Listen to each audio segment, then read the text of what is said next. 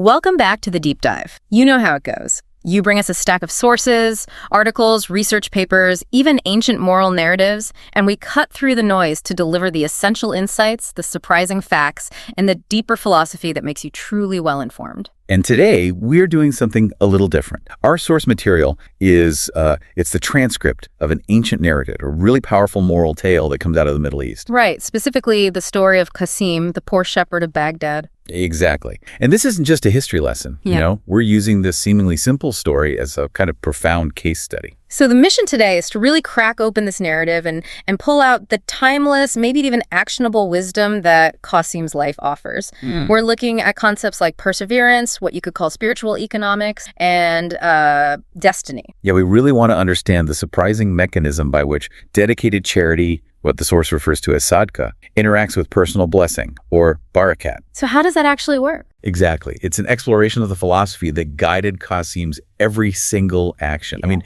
how do you maintain faith and generosity when every logical sign points to, well, immediate economic failure? This is a huge question. It is. We're looking for those specific nuggets of insight about commitment that helped him navigate not just extreme poverty, but an even more extreme trial. This isn't just a story about getting rich. It's more like a blueprint for enduring hard times through moral adherence. Okay, let's unpack this then. Let's set the scene. We're in ancient Baghdad in a small settlement where life was dictated by the land and the animals. And we meet Qasim. The source describes him as a nekdil, a kind-hearted man, but just profoundly poor. And his entire existence, his whole livelihood, depends on his small flock of goats. We really have to understand the depth of this poverty. I mean, in that time and place, livestock was your capital. Right. So if your entire life hinges on a small group of goats, you're perpetually just one step away from ruin. And yet, the source is really clear on this point. Qasim and his wife Fatima, they met this constant scarcity with patience and gratitude. They practiced sabr or shukr, which is,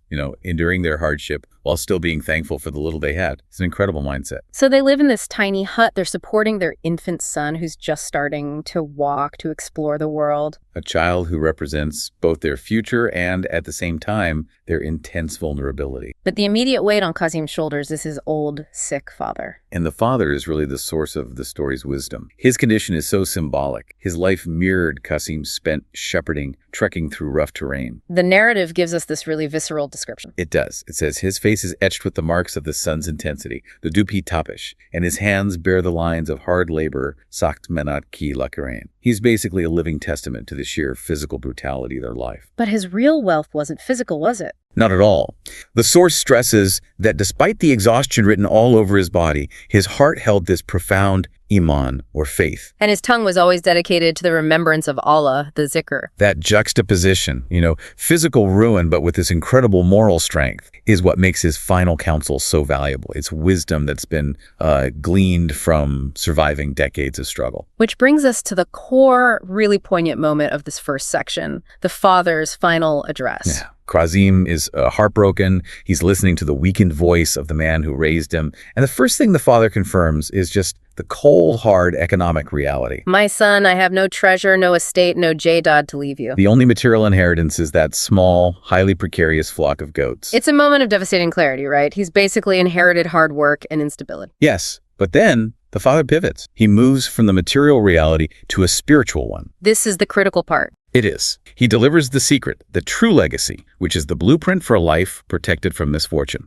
He tells Qasim that the key to an easy life, protection from calamities or afafat, and ever-increasing wealth is a single commitment. Never stop giving sadqa charity in the path of Allah. Never. Stop. Okay, let's just pause and analyze this advice for a second, because from a purely rational economic standpoint, it sounds absurd. It sounds reckless. Completely reckless. Qasim is barely surviving. His capital is livestock, which is fragile, and his father's advice is not to save, not to diversify. But to give away the already meager earnings he has, it's a complete inversion of any classical economic survival strategy we know. So it's the ultimate test of a spiritual economy versus a material one. Exactly. The father is telling him that wealth isn't measured by what you keep, but by the protection and blessing, the barakat, that your committed giving attracts. He insists that the person who spends in the way of Allah will have their earnings not just maintained, but constantly blessed and multiplied. So this is the moral inheritance. It's a concept far heavier than any treasure chest. Much heavier. And the farewell is just incredibly powerful. The father takes Qasim's hand, recites the Kalma Tayyaba, the declaration of faith, and then he passes away. And the grief for Qasim is, it's described as being physically manifested. The source says it felt like a mountain had broken over his heart. Pahar to Gaya. Yeah. But in that moment of just overwhelming grief and loss, Qasim's response dictates the entire direction of the story. He doesn't fall into despair, which would be the easy path. No. Standing at the graveside, he makes an immediate solemn vow, and odd. He promises that his father's counsel will be the lamp of his life, and he pledges to never forsake Sadqa, no matter how poor he becomes. So now Qasim has assumed the full weight of his role. He's balancing providing for Fatima and his son, maintaining the physical capital, the goats, and adhering to this sacred, seemingly counterintuitive moral trust. And this vow is the central tension we have to watch. It's the engine that drives his destiny forward. And this is a critical point for you, the listener. Qasim's adherence to this moral code isn't passive. It's not just a belief. It's an active, daily choice that he makes under extreme duress. Right. This sacred trust demands action. And we see immediately how it begins to shape his daily labor. So with this moral burden now secured, Qasim steps into his new reality,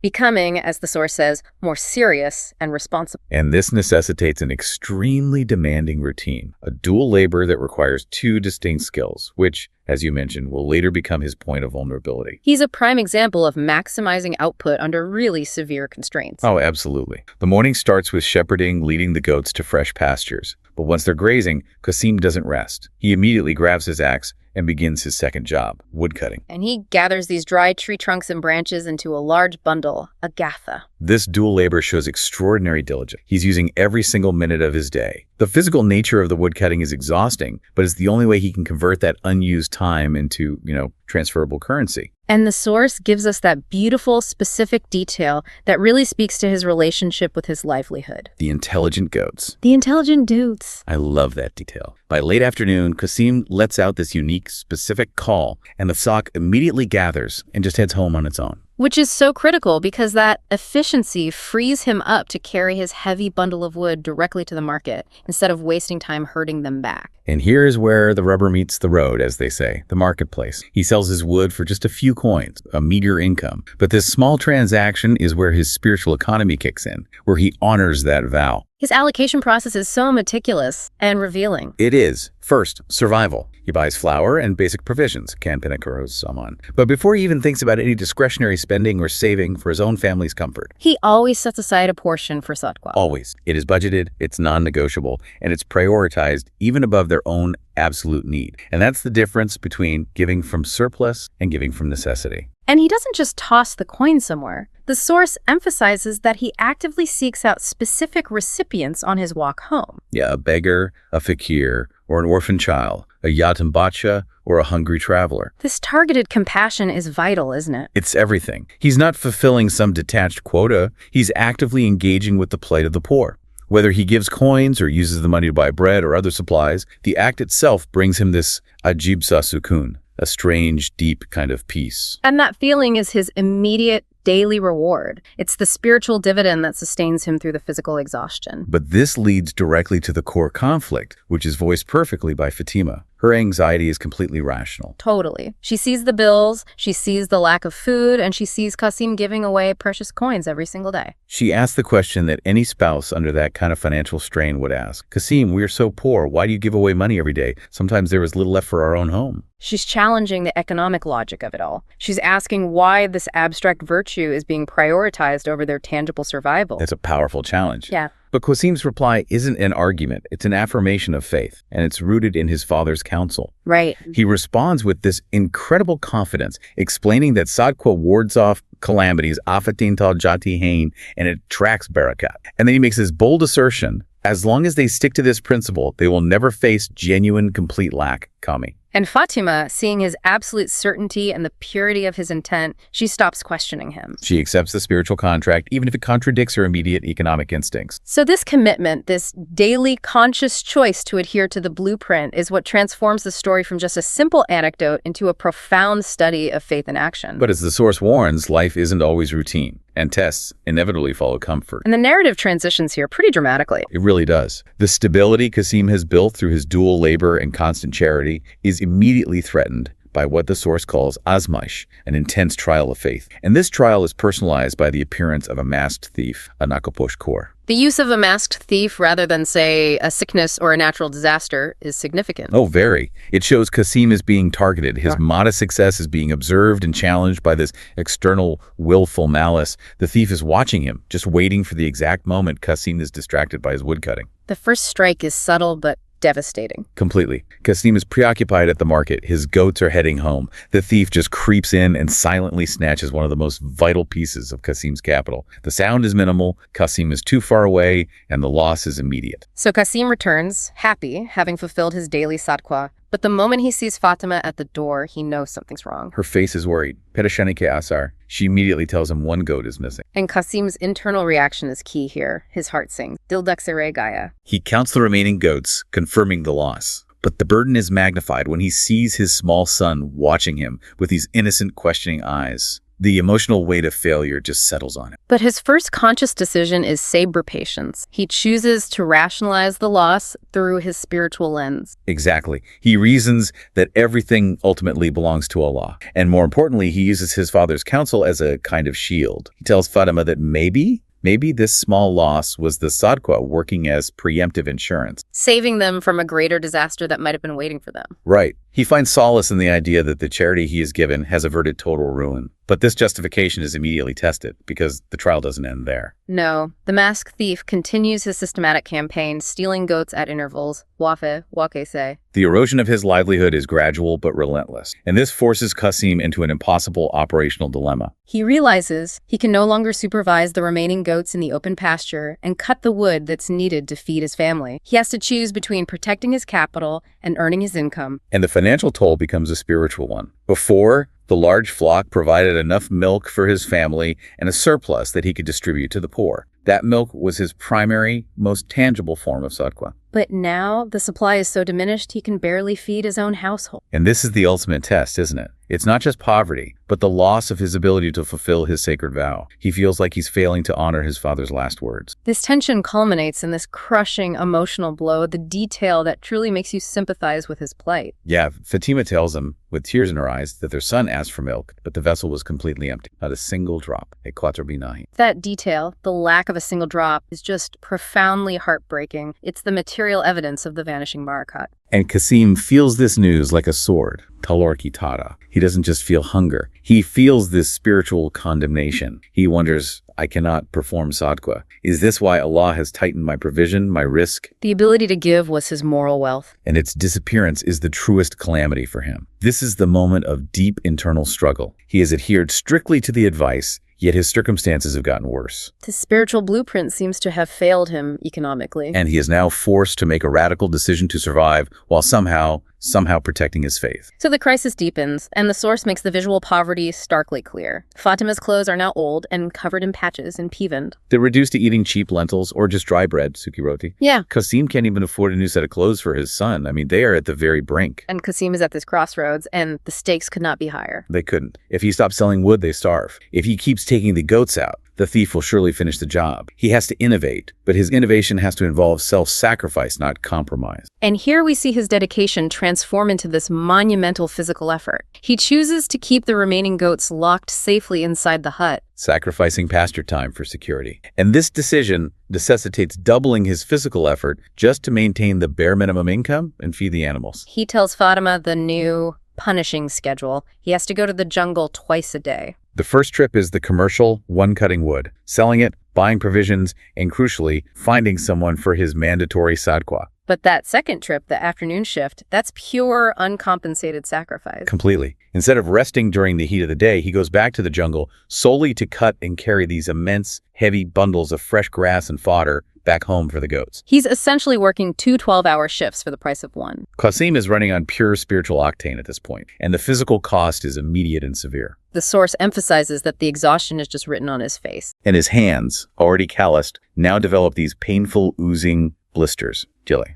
His income hasn't increased, but his physical output and his suffering have doubled. Yet the only thing that remains steady is the light of faith, the Iman, in his heart. This detail is so critical for understanding why his eventual reward is justified. We have to see the depth of this sacrifice. The story doesn't skip over the struggle. It dwells on the bodily price of commitment. And this leads us to the most intimate part of his trial, of his azmayish, the nightly ritual. Exhausted beyond measure, while his family sleeps, Qasim performs these solitary, tearful prayers on his mat in the corner of the hut. And this is where he wrestles with doubt. He struggles internally, asking those universal questions of faith under trial. Will this sadqa ever bear fruit? Will these troubles ever end? This isn't the prayer of a saint. It's the desperate cry of a human being pushed past his absolute limit. But he always returns to affirmation. He uses his doubt to strengthen his resolve. He does. He reminds himself, Allah is with the patient ones. He accepts the trial, but he doesn't just ask for relief. He prays for resilience, for istiqamat. And here's the most profound part. He asks Allah for the expansion of his provision, his risk. Specifically so that he can fulfill his promise and increase his charity. So he's not praying, end my poverty. He's praying, make me rich enough to fulfill my moral duty better. Exactly. His desire isn't self-serving, it's duty-driven. This shift in focus is the definitive moment of his perseverance. And while Qasim struggles physically and emotionally, Fatima is observing silently. She sees the blisters, the exhaustion, but she also sees his unwavering patience, his saber. She recognizes that he's upholding a sacred principle, and she trusts that Allah would inevitably reward this level of dedication. The stage is set for the turning point, Justified by this extraordinary level of sustained self-sacrifice. Qasim continues this punishing double labor, driven by nothing but hope and the certainty that his steadfast sadqa and his patience will eventually change his desktop. He never gives up. And then, one scorching day, exhausted and cutting wood, the tide finally turns. The narrative carefully sets the scene for this discovery. Qasim, sweating profusely, the source says the sweat was dripping like pearls, Mochian Kitara, is intensely focused on his work. It's the sheer physicality of his labor that leads him to the anomaly. His gaze lands on a strange tree trunk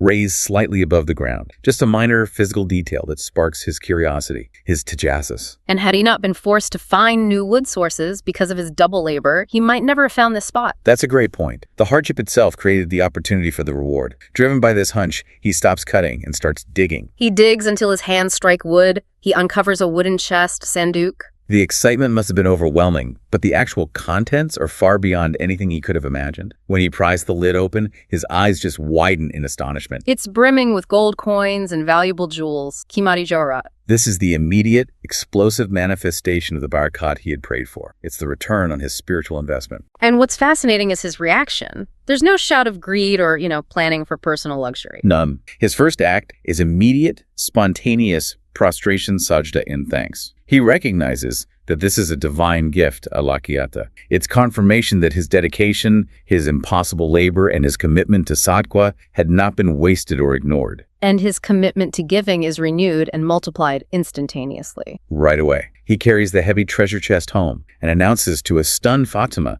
that this treasure is not just for their selfish use. He vows to spend more in charity than ever before, dedicating the wealth for the sake of Allah's religion for the poor and the needy. This shows that the severe trial had actually purified his intent. His character remains entirely focused on giving, not on acquisition. But the reward isn't just new money, it's also restoration. The very next day, we get the complimentary, almost miraculous part of the resolution. Yes, the return of his lost livelihood. The source calls this a mojiza, a miracle, and it involves a bit of poetic justice. It does. The masked thief, secure in his stolen goods, makes a careless error. In his arrogance, or maybe his haste, he forgets to close the door of his compound, his haveli. And Qasim's intelligent goats, the ones he spent months sacrificing his body to protect, they seize the opportunity. And they run straight back to Qasim's hut. Imagine the joy. Qasim and Fatima are weeping tears of pure gratitude. This isn't just a random coincidence. It feels like the deliberate reversal of fortune. And this specific miracle reinforces a core teaching of the narrative, that his wealth was halal, it was lawful. And because it was lawful, even when it was taken, it was destined to return to him. So the physical recovery of the goats serves as this indisputable proof of the lawfulness and the blessing of his new dual prosperity. New riches and the recovery of his original capital. It also tells us something about the nature of barakat. It's not just the introduction of new wealth. It's the restoration of justice, the righting of wrongs, and ensuring that what is rightfully yours finds its way back, regardless of the thief's effort to cure it. Which brings us to the climax of the story, which requires that final element,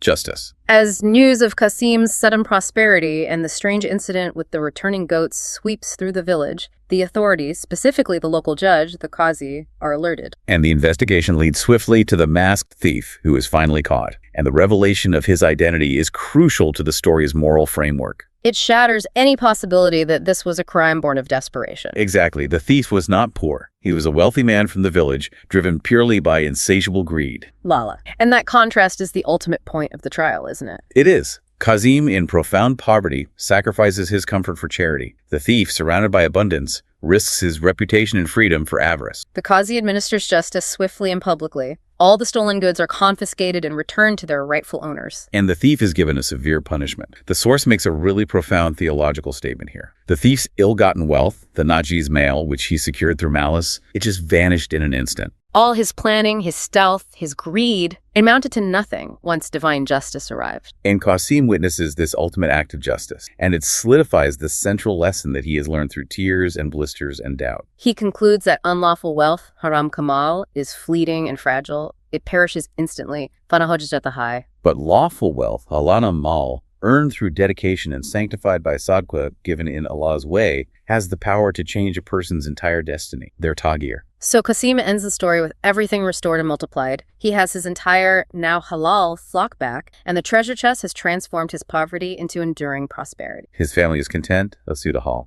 and his transformation is most profound internally. His heart, purified by the azmash, becomes closer to Allah than ever before. He credits his entire fortune to the blessing of his charity sabka barakat, and he renews his commitment to spend even more generously, transforming his private province into public action. And this spiritual and material shift inspires the entire community. The villagers, witnessing Qasim's unwavering faith and generosity, they internalize the ultimate lesson, echoing the story's theme. Indeed, the true blessing of Sadqa changes destiny. It's a powerful conclusion to an extraordinary test of character. Qasim's journey is just a remarkable case study, guided entirely by that single piece of paternal advice given in a moment of profound grief. For you, the listener, who is looking for the actionable, universal takeaways, we can really distill the core elements into three powerful principles that define the spiritual economy. Absolutely. The first principle is the function of Sadqa as a protective measure, what we were calling preemptive insurance. Right. Qasim continuously rationalized his losses by arguing that his small acts of charity were warding off an even greater,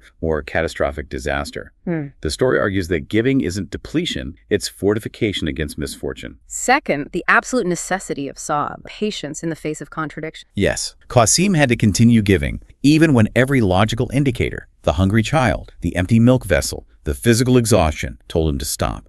The story profoundly states that barakat is not always immediately visible. It requires sustained faith over long periods before it manifests materially. And finally, the distinction between halal and haram wealth, which is the key to enduring prosperity. Qasim's lawful wealth, the money earned through his diligent, doubled labor and his faithfulness, it endured and multiplied. Through the return of the goats and the discovery of the treasure. While the unlawful wealth accumulated by the thief perished instantly and completely when justice arrived. This distinction is really the moral law of this narrative universe. So the story shows that Qasim's destiny was changed because he never wavered in his vow to his father. He was rewarded with a new fortune, and importantly, with the miraculous restoration of what was unjustly taken. And then he pledged to expand his generosity even further. This raises a powerful final question for you to consider as you wrap up this deep dive. Qasim's generosity was initially a private, duty-bound act, but once he becomes wealthy, how might his expanded commitment to Sadqa, now that he has the means to give on a much larger scale, begin to shape the destiny of his entire community? What is the sustained generational impact when a single individual's unwavering generosity shifts from a personal obligation